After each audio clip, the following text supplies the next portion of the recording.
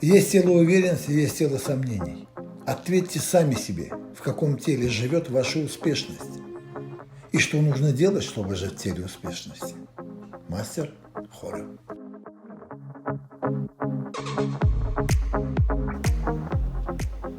Ко мне подходит молодой человек, Иван, спортсмен, и задает, естественно, вопросы.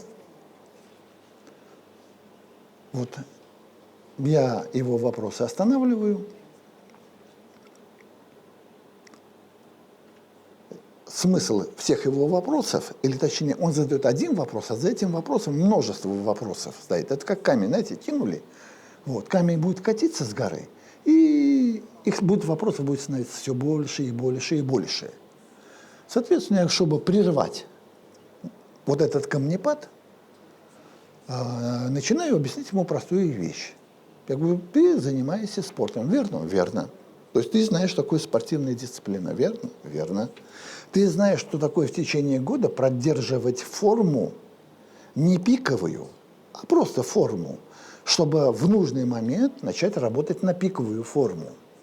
Но если ты спускаешься несколько ниже нормы этого круга, ты точно знаешь, что и плохо, и немножко страшновато, потому что вылезаешь как из болота. Так звучит, да? Все верно. Он говорит «да». То есть он это знает. И я разговариваю с человеком, у которого есть телесный интеллект. Вы понимаете? Вокруг меня находится в это время большое количество молодежи, у которых такого телесного интеллекта и такого дисциплинарного понимания нету. Потому что только через дисциплину, через «не могу», понимаете, поддерживается вот этот круг, и в нужный момент человек выходит на пик. Когда мы с ним общались, он не был в этом кругу, он был ниже этого круга, все верно? То есть он дал себе возможность расслабиться. Вот. Можно сказать, сколько времени мне потребовалось, чтобы вывести тебя за рамки пика из болота? Секунды. Что я сделал?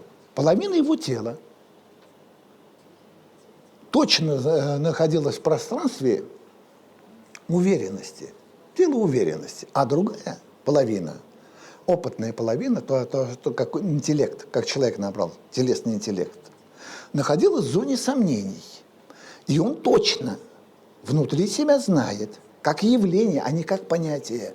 Вот это покой, вот это расслабление, вот это сила, вот это еще что-то и так далее, и так далее. Нет, минуя все эти слова, весь этот мозговой камнепад, буквально за секунду, он точно понимает, вот это тело уверенности, вот это тело сомнений. Это абсолютно два края. Причем это два края. Спортсмен, который мгновенно из нижней точки спортивного поддержания состояния выходит за границы той возможности, которую он когда-либо набирал. То есть, когда половина тела точно знает, что рука не сломается, точно знает, как бы он ни бил ногой, с ногой ничего не произойдет. То есть откуда-то берется сила, откуда-то и так далее, и он точно понимает, что это не гипноз. Это чисто его собственное внимание, которое я смог скоординировать в нем самом.